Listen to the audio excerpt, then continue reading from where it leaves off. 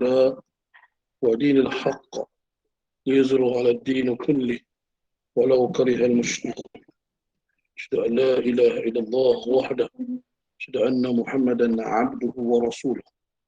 اللهم رب اشرح لي صدري ويسر لي أمري واحلل عقدة من لساني يفقهوا قولي. أما بعد، اللهم افتح علينا حكمتك وانشر علينا من قدرك يا أرحم الراحمين. اللهم علمنا ما جهلنا اللهم ذكرنا ما نسينا. اللهم زدنا علما لدنا. اللهم زدنا علما لدنا وزدنا علما نافعا. Amin ya Rabbal Alamin. Namanya saya minta maaf semua sahabat ada dah, alhamdulillah. Semua murabi yang berada dalam ini. So, selamat datang. Saya adalah sekadar menggantikan Ustaz Aswad yang berdepan dengan lepas kematian ibu dia, maka ada urusan-urusan yang perlu diselesaikan dengan keluarganya. Maka saya mengambil kalau ganti dia lah. Namanya sebelum kita mulakannya, saya nak bawa satu hadis Nabi SAW yang bila mana saya Osman, antara nakib saya lah, selalu berpesan dalam panduan kita guru lah. Kalau sallallahu alaihi wasallam, la tajlisu ila kulli alim ila alim yad'ukum min al-khamsi ila khamsi, min syakki ila yaqin,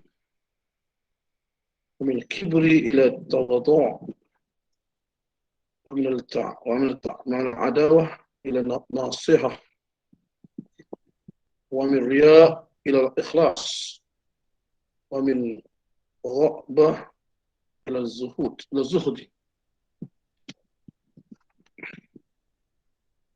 Artinya ialah janganlah kamu mengaji dengan sesuatu orang alim, melainkan orang alim yang mengajak kamu meninggalkan 5 perkara dan menyuruh 5 perkara, iaitu mengajak supaya kamu tinggalkan syak, ragu-ragu tentang segala ajaran agama, kepada yakin dengan ajaran agama. Boleh dengar maksud saya? Yang kedua, mengajak kamu tak kuat. Nabi SAW berpesan kepada para sahabatnya dalam kita berjumpa dengan orang alim. Duduk majlis orang alim ni, dia dah duduk. Boleh lagi? Tak boleh lagi? Tak dengar. Dengar? Tak kuat lagi. Ustaz, Assalamualaikum. Dengar. Dengar, okay. Anak tak okay. Jadi saya Osman selalu pesan kepada kita, dalam kita berguru ni, cari orang alim yang selalu mengajak 5 perkara, meninggalkan 5 perkara dan menyuruh 5 perkara. Yang pertama, mengajak supaya kamu tinggalkan syak, ragu tentang segala ajaran agama, kepada yakin dengan ajaran agama. Mengajak kamu tinggalkan kesombongan, al-kibri, keagungan, sombong, kepada tawadhu', merendahkan diri. Mengajak kamu tinggalkan perseteruan, permusuhan, al-adiyah, kepada bernasihat-nasihat, tegur-menegur, nasihat menasihati. Mengajak kamu tinggalkan riak, memuka-muka, kepada kamu ikhlas, tulus kepada Allah Subhanahu Wa Taala. Mengajak kamu tinggalkan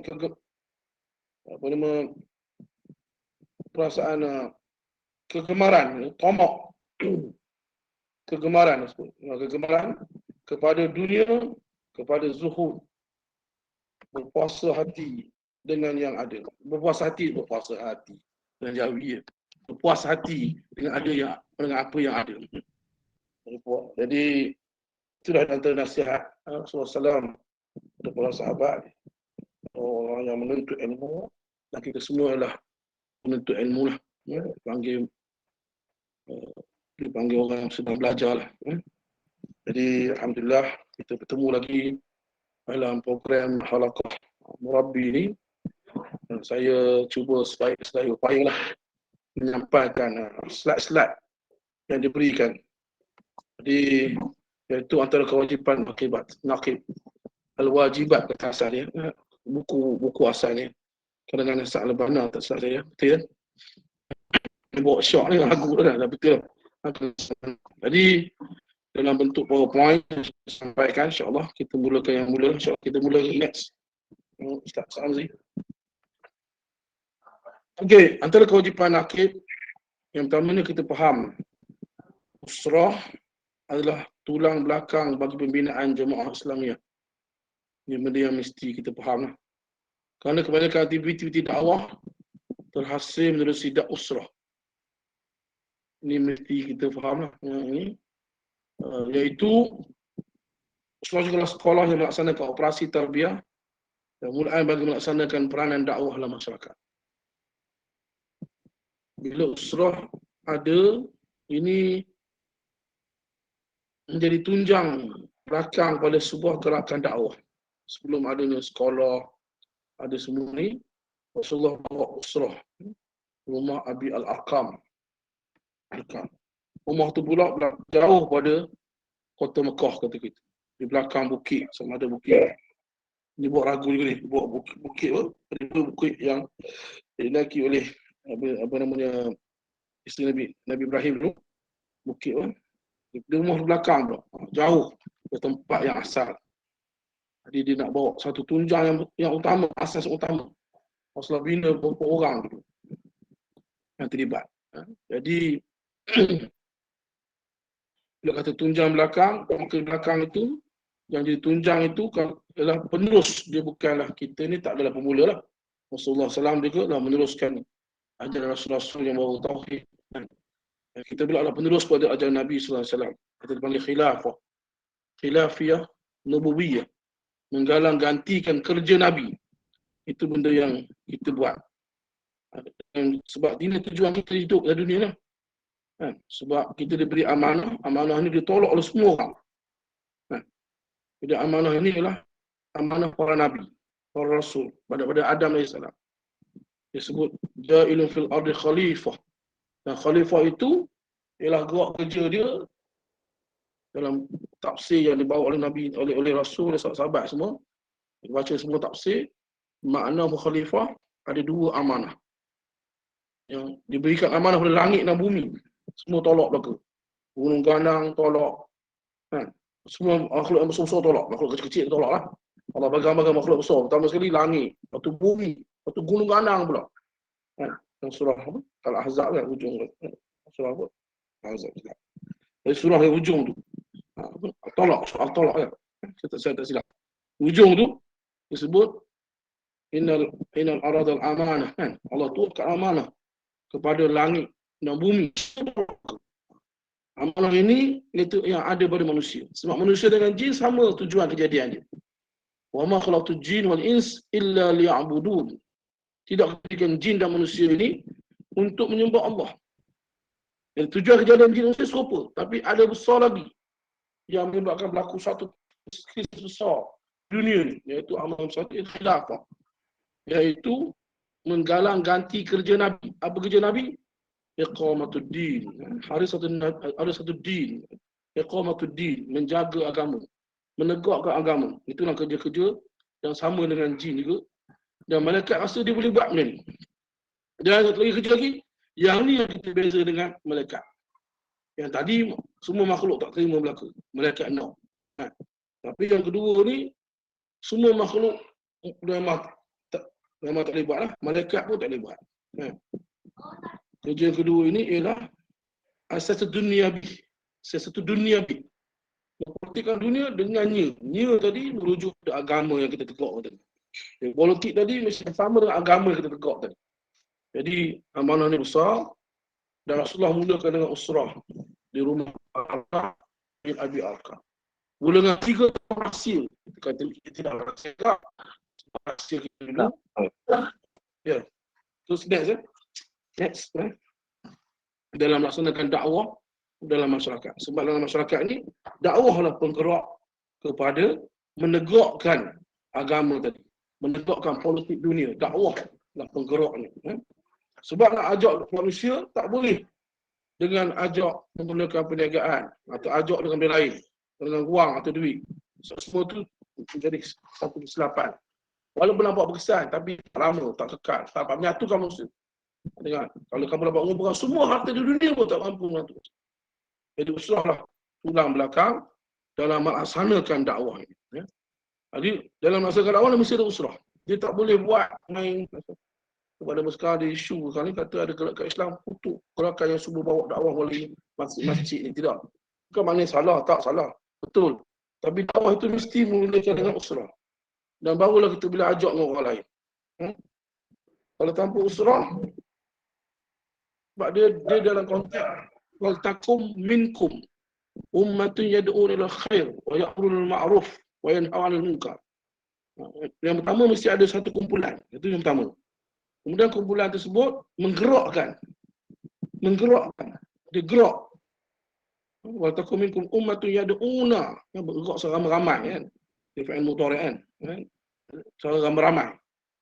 Bil khair, kebaikan. Gerakan ini mestilah gerakan yang bersifat tak boleh main hitam je kan. Dia mesti sebelum dapat sesuatu dia mesti ada ilmu. Tasawwadu kan. Qabla an tasawwaq. Apa? Dia sebut sebelum kita buat sesuatu mesti ada sesuatu yang kita nak bawa. Jadi dalam konteks masyarakat ni memerlukan peranan dakwah. Peranan dakwah. Bila dakwah dia tak boleh main hentam. Tak boleh, dia mesti melalui satu organisasi tanzim yang sempurna. Jadi yang kata sempurna ni bukan maksudnya dia yang terbaik. Bukan maksudnya dia tidak ada kecacatan. Tetapi dia bersifat mutakamil, sifat sempurna dan menyempurnakan. Sentiasa ada islah yang membetulkannya. Jadi dia memerlukan kepada tarbiyah, pendidikan. Bila sebab kata pendidikan tadi, mesti ada satu benda yang sifatnya membaiki. Sentiasa ada membaiki islah kan, dalam masyarakat. Jadi apabila nak sampai ke dakwah tersebut, memula dengan usrah. Dengan usrah lah. Sebab usrah dia termasuklah juga dia termasuk dalam usrah itu ada 3 rukun. Yang pertama ta'aruf, takaful dan tafahum kan. Dia kena bergerak, bukan makna dalam usrah tersebut saja, tapi dia bergerak dalam peranan dia, dalam setiap gerak kerja dia, dalam gerak kerja jama'i dia, bergerak bersama dengan rukun usrah. Sebab tu dia mula dengan ta'aruf. Dia bukan main tahap, bukan begitu. Dia mesti ada tahap-tahap yang menjadi ke arah pendekatan tersebut. Sebab itulah kelas kita pun buat ada tahap, 1, 2, 3. Saya ingat next, teruskan next dia punya apa? Terusnya apa? Dia punya PowerPoint. Jadi usrah dan institusi bersepadu yang berlaku dalamnya pertukaran peranan, pengumpulan maklumat, mencukil bakat. Dan usrah juga menjadi laluan naik turun segala laporan dan arahan antara pimpinan dan anggota. Dia mesti ada yang dipanggil sebagai link. Kalau zaman sekarang orang meniaga meniaga MLM ya. Dia ada link yang ke atas dan ke bawah. Mesti ada. Dia bukan satu susunan yang main-main. Yang berterabur. Buat bila kita minat, tak buat bila kita rasa boring kan. Bila boring, tak payah buat lah. Tak ada rasa apa, tak payah buat. Tapi dia bersama dengan ma'suliyah, tanggungjawab. Ada peranan. Ada pemberian peranan. Itu kena faham. Sebab tu kadang-kadang dia tidak menjadi beku, menjadi jumut. Bila kita lihat, bila usrah, dilihat satu sudut saja. Narrow. Sebab sifatnya adalah sifat sebagai khilafah. Dia akan membentuk sebuah khilafah yang difahami yang asasnya, iaitu iqamatuddin. Khilafah tadi bersifat politik yang dia sebut siasatu dunia bihi. Sebab nak takbir dunia mesti dengan siasat, tak boleh takbir dunia dengan lain. Tak boleh takbir dunia dengan ada manajemen pengurusan perniagaan, tak boleh. Dia boleh takbir perniagaan saja. Kan? Tapi takbir dunia ni dia perlukan agama. Tapi agama yang bersifat politik. Jadi dia perlukan susunan. yang masing-masing ada perangai masing-masing. Dan dia juga bertindak mengikut maklumat yang betul. Mana ayat Allah sebut kan, sebab takut boleh bertindak tak maklumat yang betul akan menyesal kita semua. Jadi, dan juga dia menghasilkan mencungkil bakat hati betul. Dia dapat Rasulullah dan Nabi. Dapat menghasilkan orang seperti Sayyidina Ali. Dapat menghasilkan orang seperti yang kita lihat hari ini yang pandai berniaga, Abdul Rahman. Abdul Rahman. Saya belum pernah dia guna nama dia sekarang, Arba kan. Sebagai nak buat saham, macam-macam guna nama. Tapi tak faham apa yang dia buat Abdul Rahman kan. Arba. Dia kumpul semua model-model. Kemudian gunakan model untuk bagi orang hibah kan, tu happy kan. Model digunakan untuk usaha perniagaan. Tapi digunakan model untuk bagi orang hibah, tu bahayalah. Sebab model bukan bagi orang lagi. Model bukan bagi keuntungan pada pelabur, tak boleh. Model adalah untuk menjalankan operasi perniagaan tersebut. Itu model. Selepas ada keuntungan baru pelabur dapat. Itu pun dapat setahun. Aku boleh fikir. Buat zakat bagi setahun. Tapi tiba-tiba model dia. Lepas tu sedap pun nama Arba kan.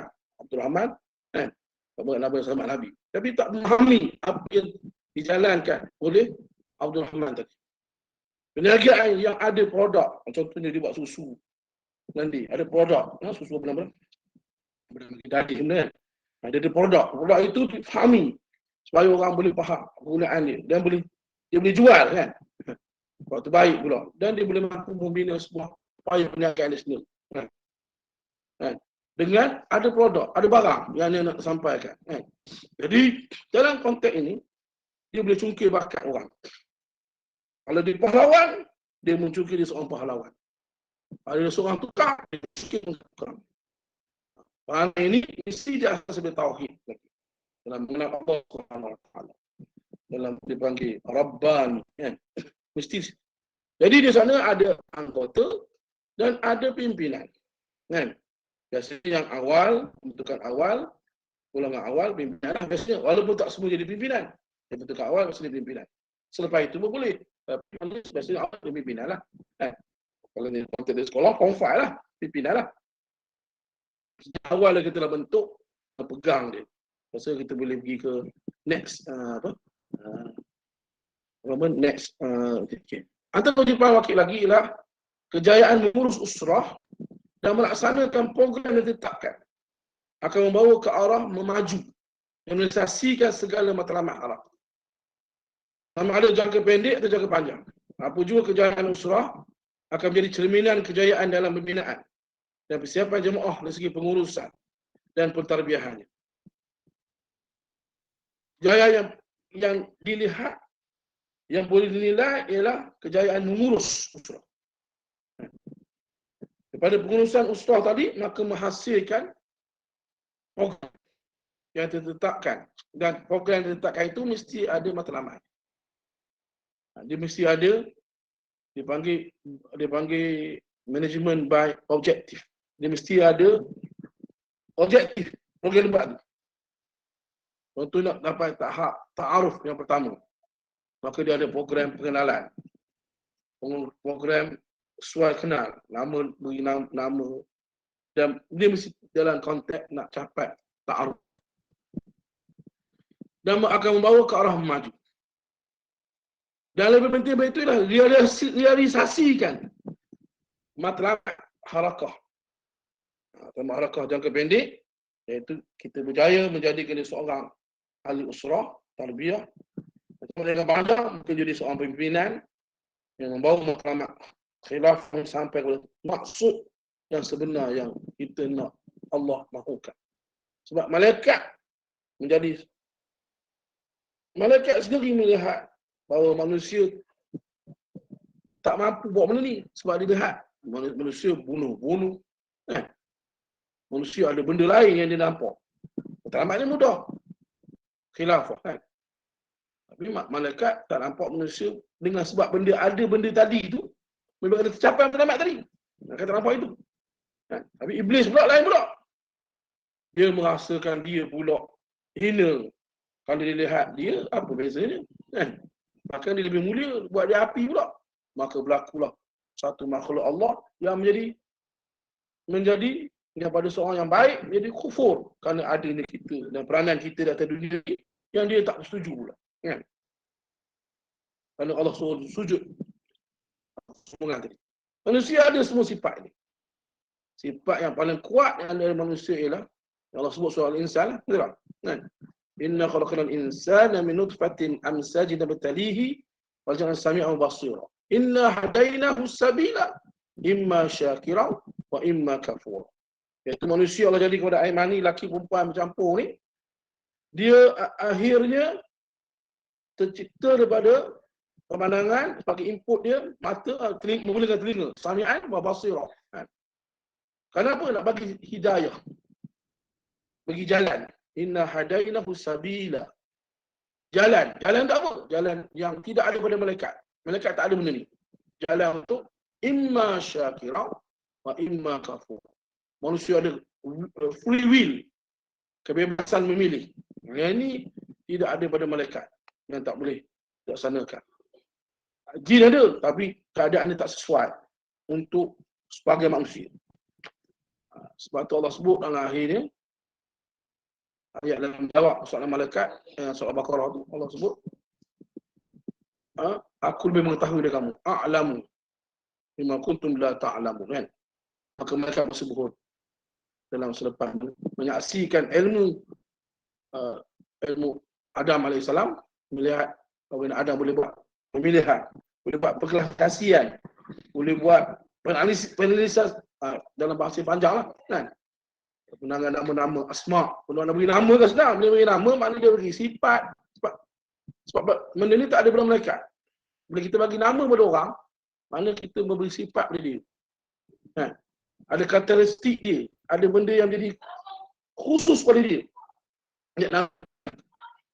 Kan?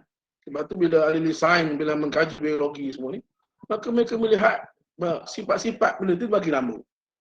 Kan? Maka ada macam-macam nama. Nama itulah perkasian. Sebab tu asma'us sifat. Nama Allah Ta'ala dengan sifat Allah Ta'ala. Kan? Jadi maknanya Adam boleh capai tahap itu kerana kemampuan ini adalah kemampuan memilih. Kemampuan yang dipanggil sebagai imma syakira wa imma kafur. Daripada input yang dia dapat. Input itu datang daripada pendengaran. Kan? Sami'an wa basira. Kita dapat melihat benda ni. Sebab manusia dilahirkan di keadaan jahil. Sebab tu kita terima amanah ni. Beza dengan makhluk lain, dia tak jadi yang jahil, tak. Betul. Jadi dalam mencapai matlamat, mereka melihat dalam mencapai matlamat ini, manusia tak boleh. Tapi sebenarnya boleh. Sebab dengan adanya nafsu inilah, maka manusia boleh mencapai matlamat. Dalam mencapai matlamat, asas satu dunia bihi. Hi itu merujuk pada din, merujuk pada dunia. Ada orang dia kata kita gunakan siasah ni mesti dengan dunia juga, tak boleh lah, kan? Menggunakan nasionalisme, pluralisme, kan? Menggunakan dunia juga. Maka dia telah melarikan diri dia daripada yang sepatutnya, lain yang sepatutnya. Garis yang dipandu oleh Allah Ta'ala. Sebab dia tak sebut biha. Kalau ha tadi mungkinlah sebab tu dalam surah Al-Baqarah selalu disebut ha kerana merujuk pada dunia. Manusia merosakkan dunia, menghancurkan dunia, kan? Tapi disebutkan hi, mana hi tadi merujuk pada ad-din yang kita nak bawa. Jadi dalam persoalan ini mesti difahamkan, mesti dimajukan dalam matlamat harakah, matlamat gerakan ini. Kalau matlamat gerakan ni, kalau kita belajar dalam ilmu matlamat ni, kita belajar dalam bidang urusan, kita akan belajar ilmu matlamat, ada vision, ada misi, kan? Ada objektif, kan? Misi ni kalau sahaja ibadullah, kan? Menyembah Allah Ta'ala. Misi kita ini lah, menegakkan agama. Sududin. Sebab dia sentiasa berjalan. Sentiasa berdepan dengan masalah masing-masing. Tapi dalam sama mesti ada asas satu dunia bihi. Asiasah. Asiasah inilah jadi persoalan malaikat. Dah bahaya ni, maka berlaku bunuh-bunuh. Dah bahaya ni, berlaku tamak. Betul tak? Sebab itulah dalam memahamkan benda ini, dia memerlukan sebuah harakah yang memahami matlamat jangka pendek. Pembentukan insan yang rabbani, yang faham, yang dia ada hidup atas dunia ni dengan pilihan dia sebagai seorang manusia yang asal jahil. Kalau kita melihat itik ayam, bila ayam patuk tanah, tak pernah siapa buat kelas dia. Tapi kalau manusia yang kecil, bayi-bayi yang berumur, yang boleh berlepas, boleh menerak, boleh jalan dalam rangkak, cuba jalan pergi hotel atas lantai. Semua dia akan kutip. Termasuk tai cicak dia kutip, dia masuk nombor lain. Sebab dia jahil. Betul tak? Dia tak tahu apa-apa. Anak lembu boleh bangkit dan bangun, terus dapat susu mak dia. Tak payah mak dia ambil kepala dia macam anak manusia, terpaksa letak ke susu ibu dia, baru boleh menyusu. Tak boleh. Kalau letak kat longkang lah selama-lamanya. Tak akan bergerak sampai ke mak. Tak mungkin. Dia sejuk-sejuk itu ya. Sebab tak ada pengetahuan. Dia jahil. Dan kejahilan itulah merosakkan dia.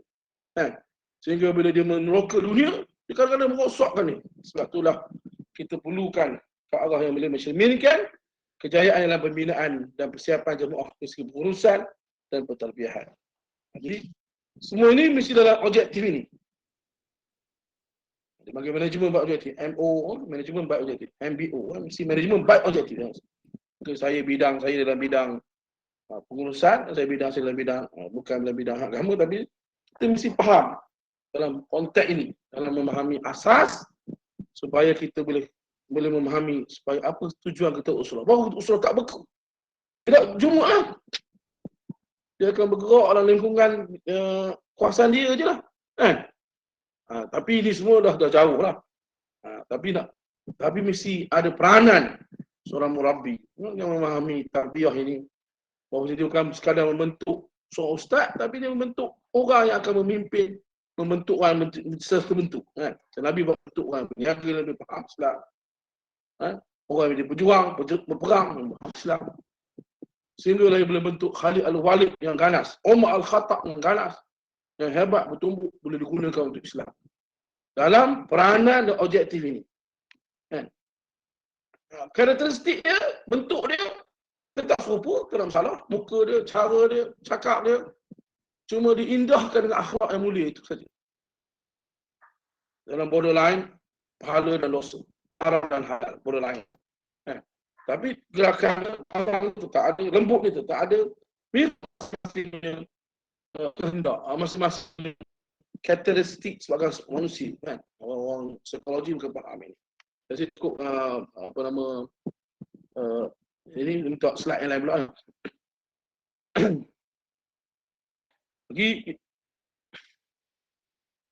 Jadi dengan pembinaan usrah yang kita susun dalam 3 rukun ini, itu ta'aruf, takaful dan tafahum.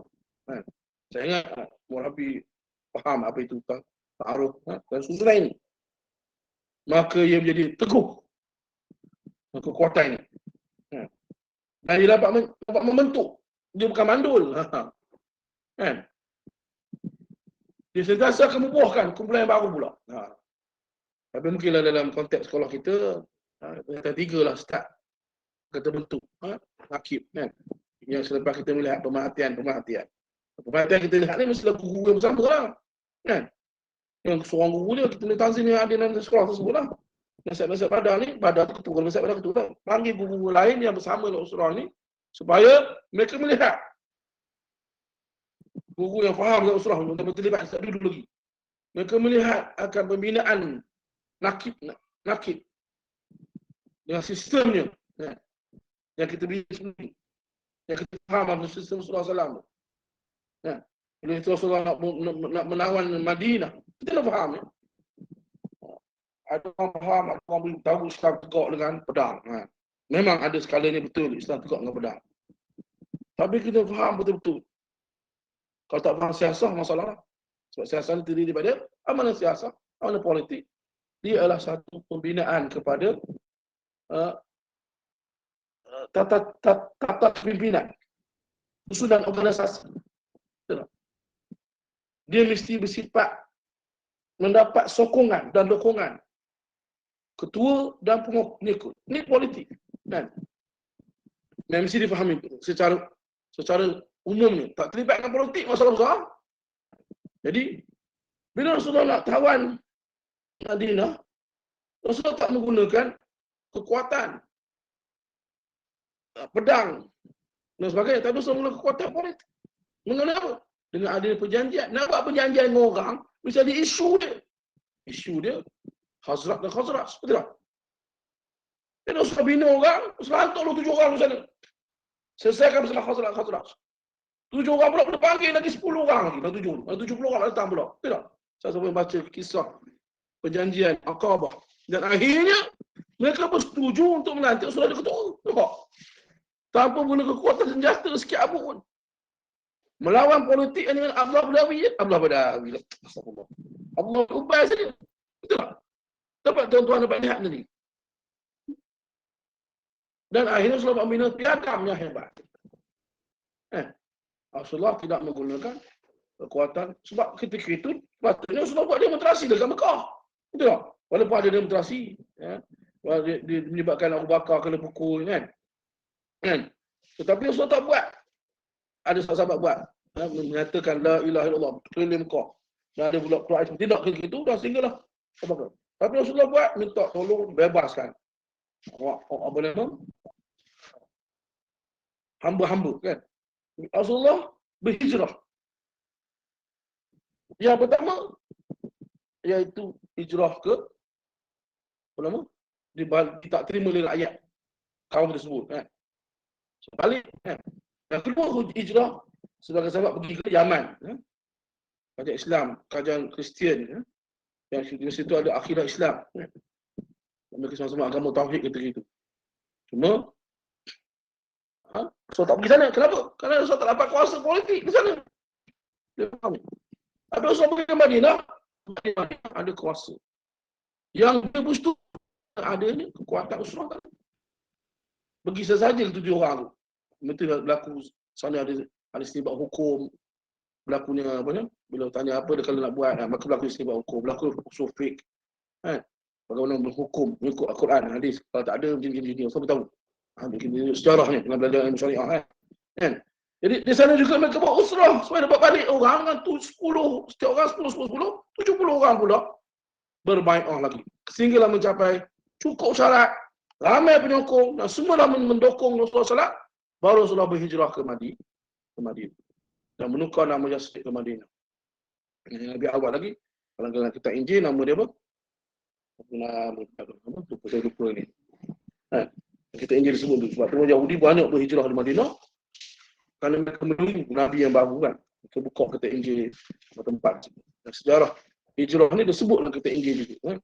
Kalau buka perjanjian lama, ada sebut. Jadi ketika mana Rasulullah sampai sana, maka ketentuannya, ketuanya Rasulullah. Ini kerja politik lah. Bukan kerja perang. Kerja perang, cerita lain. Rasulullah kata, tawan Allah bin Ubay. Tawan kumpulan bentang dia. Dalam perang, ada tentera akan datang menyerang. Tak? Rasulullah tidak menentang kepimpinan yang berada di Mekah. Rasulullah cuba masuk sedikit demi sedikit. Tapi tak berjaya kerana tentangan terlalu kuat. Kan? Walaupun Rasulullah diseksa. Sehingga ada perjanjian pula. Perjanjian itu pun terpaksa terima. Perjanjian itu nak memboikot Rasulullah. Puasa makan, tak minum. Di Makkahul Mukarramah. Kan? Kenapa tidak menggunakan kekuatan? Nabi boleh menggunakan kekuatan.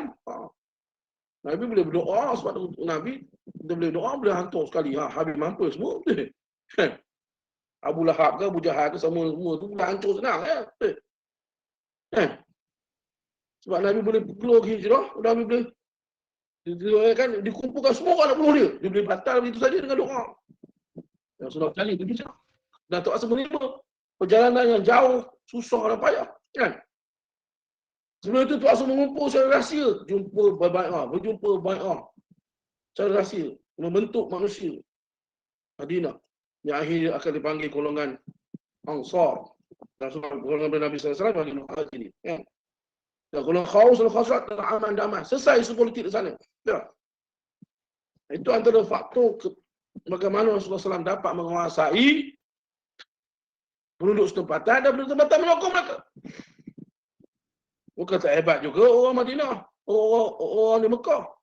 Mereka ada hubungan ekonomi. Menghantar barang dari Mekah ke Madinah. Dan kemudian orang Yasrib juga selalu datang ke Mekah. Untuk berjumpa dengan Abu Jahal.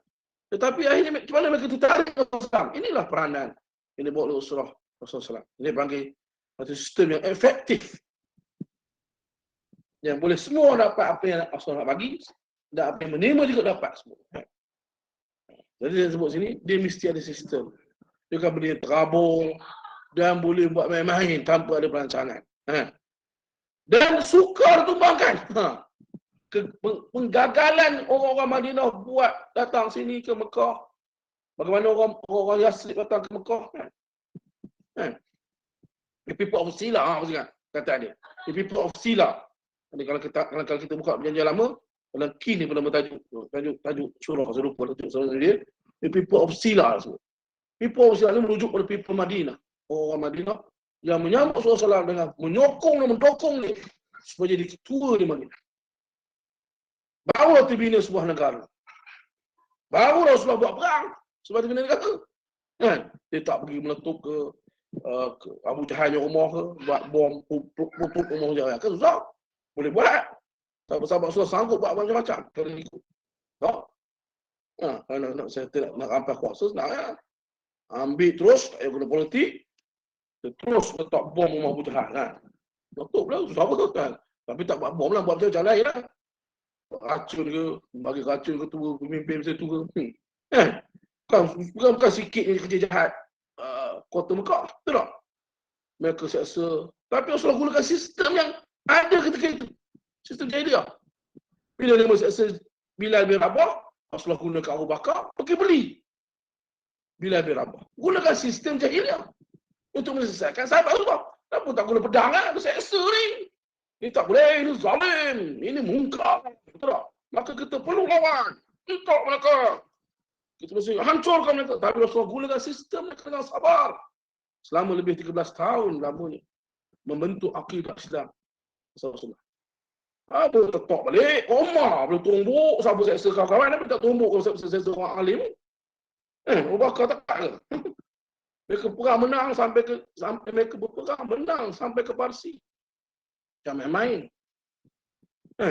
Mana orang Islam kuat kan mereka gagal walaupun dia mulai ilmu tersebut. Tapi mereka kuat. Yang kemudian ini Abu Umar sendiri masuk Islam. Tapi mereka tak gunakan kekuatan tersebut. Mereka gunakan jalan dakwah dan usrah. Kita kena faham betul. Pengorbanan ini mengambil masa 13 tahun. Dan mereka dapat negara Madinah, baru mereka tak ada tujuan nak perang lagi. Mereka baru nak pergi ke Mekah balik, kadang dia nak ambil balik sebab ada rombongan bawa kereta benda-benda mereka yang tinggal dulu di rumah dulu, nak bawa, nak jual kat kata dia di Syria, kata dia kan. Dengar-dengar itu dah dari macam dengar macam nak perang. Aku nak perang akhirnya. Betul tak? Tetapi peristiwa yang jelasnya ialah Rasulullah bawa politik. Kena faham betul-betul. Sebab peranan khilafah tadi. Memberi sokongan kepada dia, termasuk tak ada undi lah. Dia menyokong. Nak menyokong, mesti dia guna politik. Mana dia orang sokong guna perang? Gunakan kalau sokong kita. Tak boleh. Kalau sokong pun tak sokong betul-betul. Sokong main-main, takut ada pedang nanti. Dia sokong betul-betul, sanggup mati punya. Sokong sampai ketika menawarkan isteri dia. Kalau isteri aku mati, kalau isteri aku lebih 2, 3, ambil dah 1. Macam tu boleh. Awal begitu sekali. Main rumah, kongsi kejap. Tanah-tanah yang kosong, bagi. Main kan? Ini sokongan yang betul-betul dari hati yang memang nak kebaikan. Dan menampak keberkesanan dan kebaikan tersebut. Dengan efektif. Jadi saya rasa benda ini perlu difahamkan. Ya, dia tidak boleh bersifat jumud. Ya. Jadi di sekolah, kita dengan belajar. Untuk nakib. Jadi saya lihat next, selagi mana usrah berjaya Mekah kepimpinan, maka dia bukan mandu lah. Usrah mesti berjaya Mekah kepimpinan dengan laporan dan menerima arahan melaksanakan selagi itu sistem penyampaian. Kalau boleh sampai lalu sekolah, buat betul-betul kan, sehingga dia dapat satu sistem yang baik. Dan inilah rukun kejayaan yang terpenting dalam apa juga kerja tanzim. Seluruh nakib memikul peranan yang besar atas kapasitinya sebagai mas'ul utama usrah. Yang bertanggungjawab, mas'ul. yang utama dalam usrah. Pemegang bertanggungjawab. Mengumpulkan ahli. Supaya sentiasa segar rencana tersebut. Tajuk yang kita ada pun sentiasa dibawa segar. Dan sehingga mencapai kebaikan yang ahli ini dapat kebaikan juga dalam sudut akademik ini. Bukan sekadar kumpulan di usaha saja, tapi tinggi akademik tak betul lah. Tak capai lah matlamat yang kita mahukan. Bagi next. Next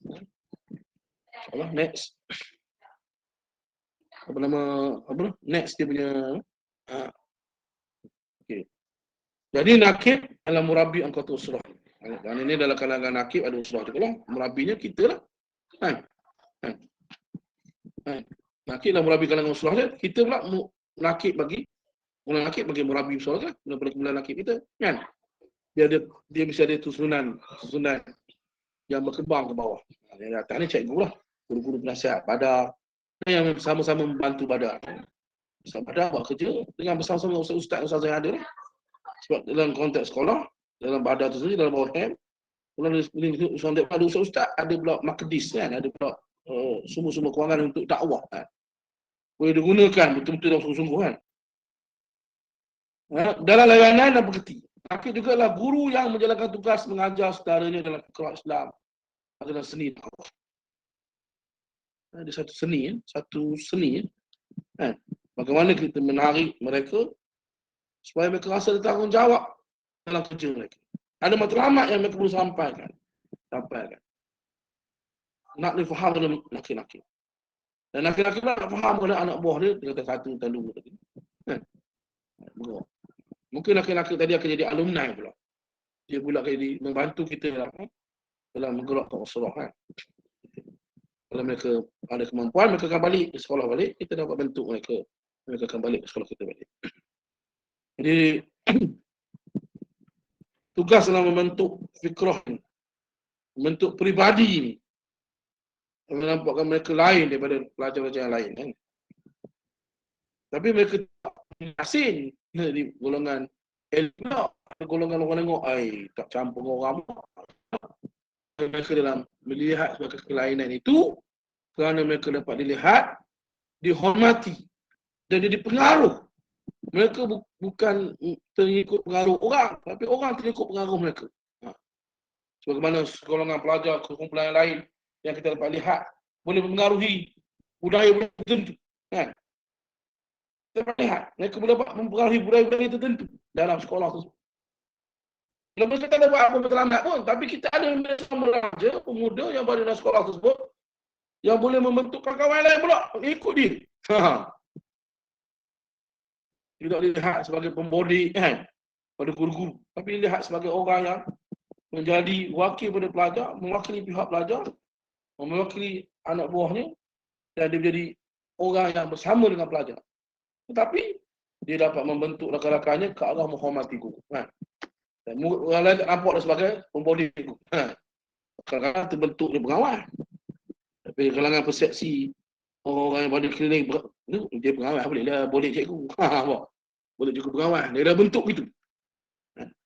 Jadi kita nak membentuk dia seperti dia adalah pelajar yang mewakili pelajar. Bukan kerana dia menyokong dan mendukung kita, tetapi kerana dia menyokong dan mendukung pelajar, tetapi ke arah matlamat je lah, sama macam kita, maka dia bersama dengan kita, tak melawan kita, taklah kurang ajar kita, betul tak? Seperti begitulah. Dalam memahami seni ini, mungkin mengambil masa dan kita perlu perbincangan demi pertemuan demi pertemuan. InsyaAllah, kitab wajibat ni akan ada guru. Ya? Kalau ada masa yang lebih baik, bulan depan ada yang lebih baik, ada guru yang biasa dan faham tentang usrah ni, yang haraki ini akan bersama dengan kita insyaAllah. Mungkin inilah untuk mukadimah pada kitab al-wajibat ini. Next.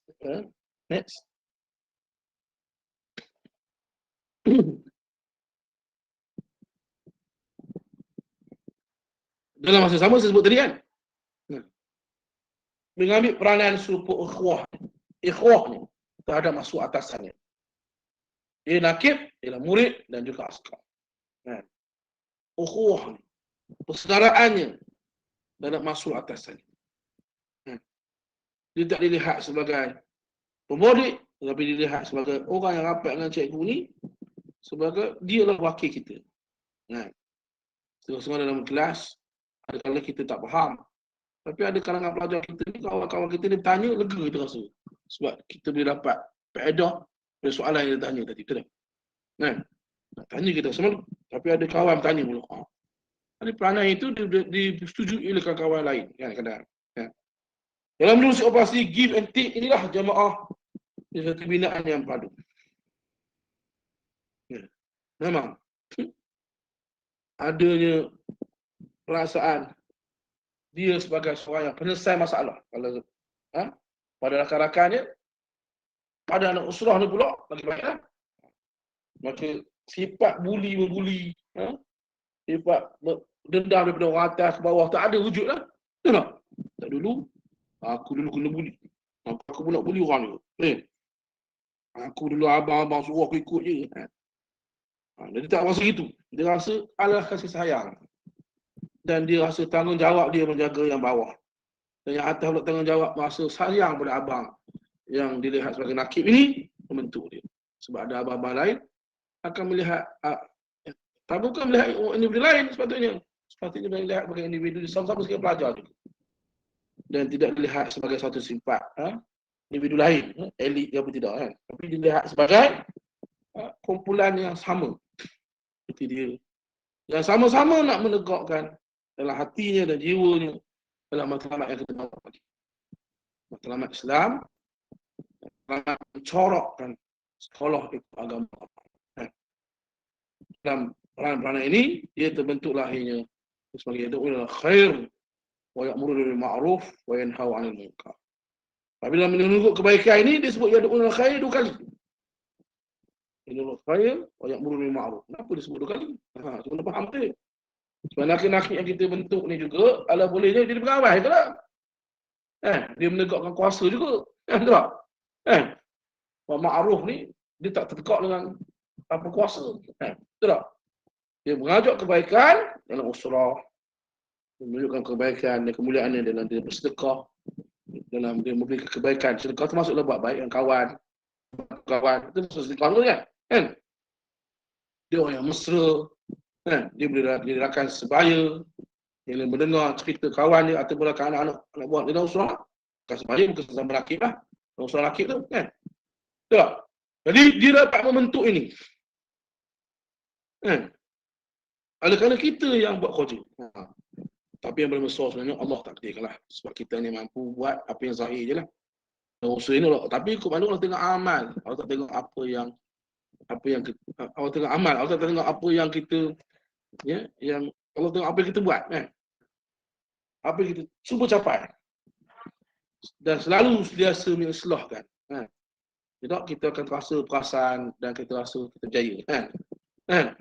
Jadi, dalam konteks ini,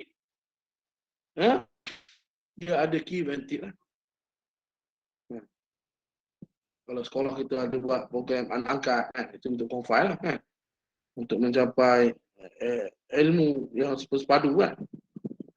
Dalam konteks ini, begitulah kita sepatutnya mampu buat. InsyaAllah. Jadi next. Next, dia punya next apa? Next apa? Dia punya PowerPoint. PowerPoint next. Tak tukar. Okey.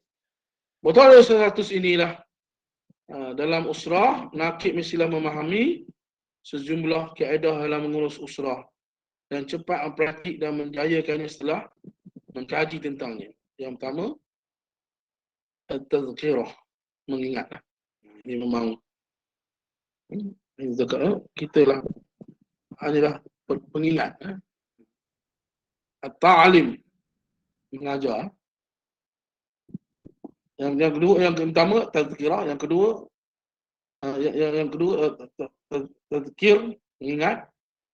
Yang kedua ta'lif, memesrakan. Ta'lif. Misalnya dia ada ta'lif dia ada 3 benda lah. Tak faham, tak faham. Takkan wujud tak faham tak lalu, maka boleh wujud ta'lif, betul tak? Bagi ingat, dalam dia mengingatkan modul-modul dalam surah kita ni, ingatkan. Dan dalam masa sama dia boleh menjadi penghubung sosial kan. Hubung rakan sebaya ataupun hubung pada adik-adik dia untuk dapatkan taklif, dapat mesra dengan dia 3 benda tadi. Tak aruf, tak faham, tak kafur. Tak boleh buat benda tu, tak dapatlah. Dia tak kenal adik dia tak kenal anak usrah dia tak kenal, dia tak boleh tak boleh nak buat takaful, bahu-bahu merasa beban yang sama. Kalau anak usrah dia ada masalah, dia tak dapat masalah benda tu. Jadi tak dapat membuat tafahum, memahami perasaan, memahami setakat mana karakteristik-karakteristik yang sesuai untuk dia boleh sampaikan supaya orang jadi mesra kepada dia. Mesra dalam konteks sebagai sahabat lah. Mesra dalam konteks itulah. Bukan mesra lebih itu. Kan? Maksud faham tu lah. Kalau dia ada mesra lain pula kan. Sebab tak. Jadi, dan selepas itu pun dapat taklim. Selepas merasai kemesraan kerana dia rasa kawan menasihati dia bukan kerana nak murukkan dia. Kan? Kadang-kadang kita dengar nasihat, dia nasihat, oh selakalah dia mana putus aku, dia nampak kelemahan aku. Dia nampak buruk aku. Buruk dia tak nampak. Pula gitu. Dia tak jadilah apa yang dia masukkan. Sebab tak capai maklumat taklim tadi. Yalah. Jadi bila maklumat taklim dapat mengajar taklim. Supaya apa yang dia buat menjadi contoh. Bilhal. Kawan-kawan dia budak menjadi satu. Dia sebagai bukan lagi pahlawan kartun Jepun, Ultraman sebagai superhero, tapi dia lah superhero. Tak? Dan last sekali dia mampu mendapat menyokong kuat lah. Terbentuklah satu kekuatan. Walaupun cikgu lantik dia di bawah, tak boleh katakan sebagai dia boleh cikgu, tapi sebab sekolah sistem cikgu lantik kan, dia berdaya sekolah kan. Tapi sebenarnya maknanya dia dapat sokongan kuat lah. Tak? Dia menyokong adiknya dan adiknya akan menyokong ni. Dan usrah tadi, dalam kumpulan nakik tadi, maka jamaah. Jamaah juga akan menyokong kepimpinan dia. Dan dia juga menyokong anak buah yang bawah. Masing-masing perlu dan memerlukan. Inilah yang dimasukkan ta'did. Ta'did.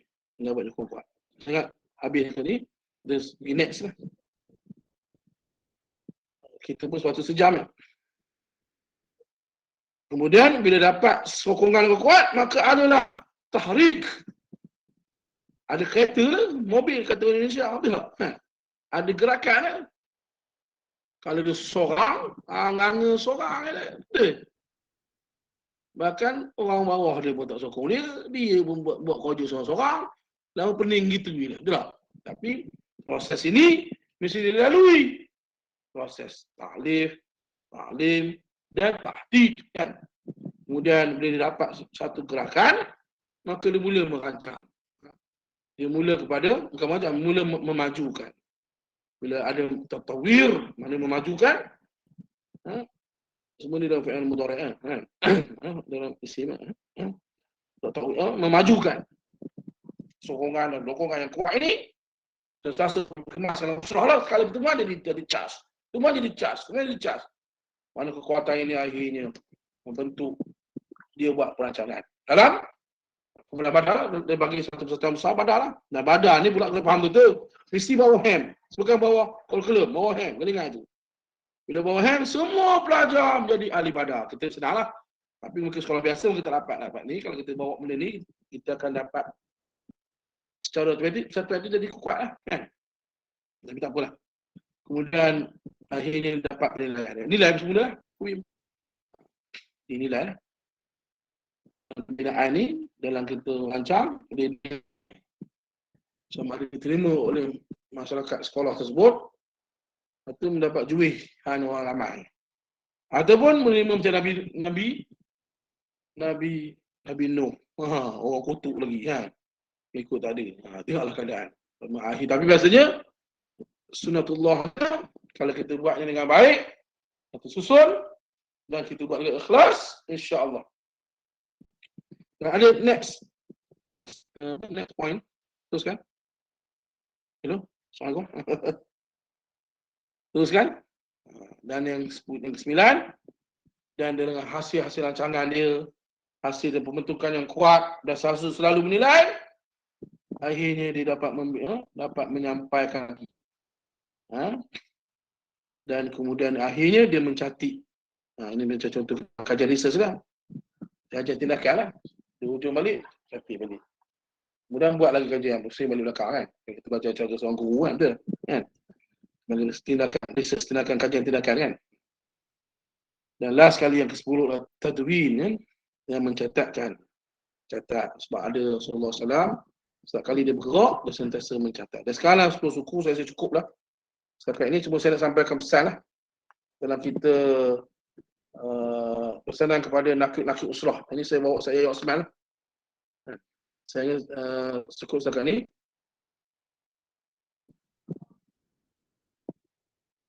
Okey, saya teringat masa saya berusrah masa Yahya Osman di Kelantan, masa di UiTM ni. Sahabat-sahabat mungkin kenal saya Osman kan. Rabbi dah meninggal lah. Kitab ni dia siap masa dia nak meninggal, dia siap kitab ni. Dua kitab lagi. Saya dah datang ke Zoom, dia bagi hadiah kitab. Yang mati dia bagi saya hadiah kitab ni juga. Dua kitab lagi dia bagi hadiah. Dan saya buat balik. Antara pesanan dia dalam usrah, saya rasa cukup lah, 10 suku lah kita. Masa sejam, kita pun tak nak banyak-banyak. Saya sampaikan terakhir lah. Sampai saya. Masih lebih daripada ini, insyaAllah kita tengok lagi lah. Dalam pesanan kepada nakib-nakib usrah, kita jawi lah, kita usrah tajuk dia. Sebagian tunjang tarbiyah ke Islam, kita jawi ni. Kan? Nampak entah. Saya kena buang ni kan. Ini dia siap masa dia nak meninggal lah. Dan bila saya ambil buku ni, dia dah ambil uzur, dan saya sampai sempat saya bila meninggal, saya dah datang. Kan? Mana celah dia? Mana baik?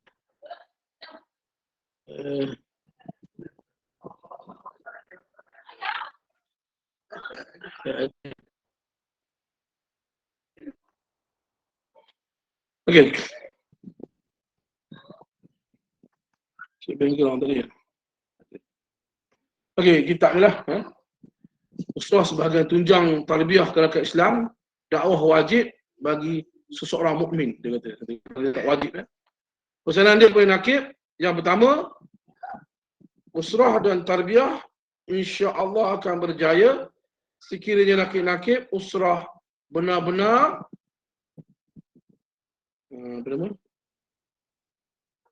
usrah benar-benar seorang wali yang mursyidah. Ini kisah yang Nabi Musa membina ketua-ketua kumpulan wali yang mursyidah. Ada ayat Quran ni. Tak apalah. Yang tu kita bincangkan lah. Semua saya cikgu ustaz-ustazah, cikgu silap tak. Ustazah dan ustaz semua mesti lebih faham dari saya lah. Wali yang mursyidah. Yang kedua, bacalah ayat-ayat Al-Quran dan hadis dengan cermat dan betul-betul ulangilah berkali-kali. Mintalah anggota usrah membacanya dengan betul. Pastikan ahli usrah benar-benar memahami dan akan menghayatinya. Yang ketiga, pesanannya lagi, ketahuilah bahawa insya-Allah innallaha yuhibbul, sesungguhnya Allah menyayangi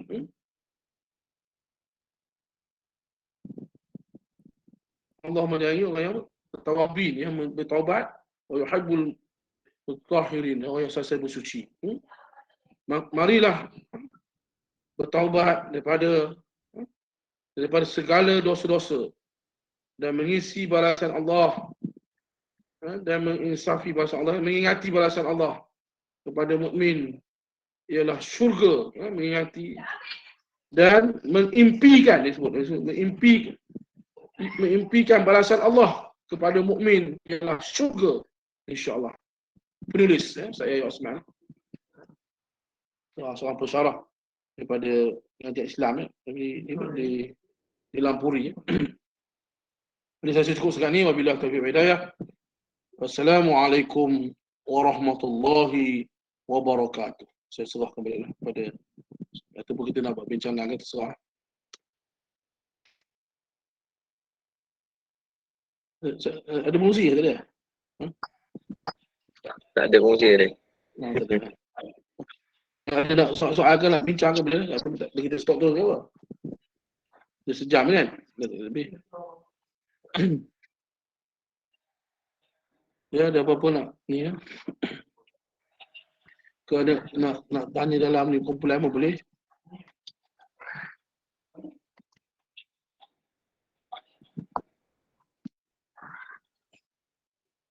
Ya, tak ada mau suara saya minta maaf banyak lah. Ha. Banyak dah keluar lah. Tak apa, kita sebelum ni tutup lah. Ha. Saya ambil alih kongsi lah. Ha. Dah lapor Hamzi tak? Hamzi? Tak ada, boleh tangguh. Ustaz Aswad masuk sekejap tadi. Dah keluar balik. Masuk ada? Tak Tak ada. apa-apa. Terima kasih banyaklah kepada semua yang hadir pada malam ini. Semoga apa yang saya beri ini adalah faedah dan tak tahulah setakat mana faedahnya, wallahu alam. Semoga kesanan ini hanya Allah Ta'ala yang tahulah. Kan? Saya cukup lah. Kita tutup lah. Subhanakallahumma. Ada nak tanya tadi ya? Ada. Kita dapat capai PowerPoint ini berapa muka surat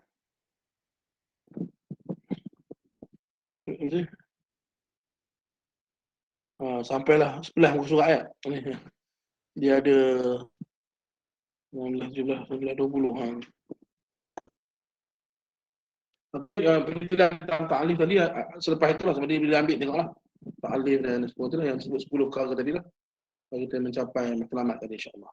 Jadi sekurang setakat ini dia kita tutup majlis dengan subhanakallahumma hamdika asyhadu an la ilaha illa anta astaghfiruka wa atubu ilaik. Bismillahirrahmanirrahim. Wal 'asr innal insana lafi khusr. Alladziina aamanu wa 'amilus solihati sabr. Sadaqallahul 'azim. Assalamualaikum warahmatullahi wabarakatuh.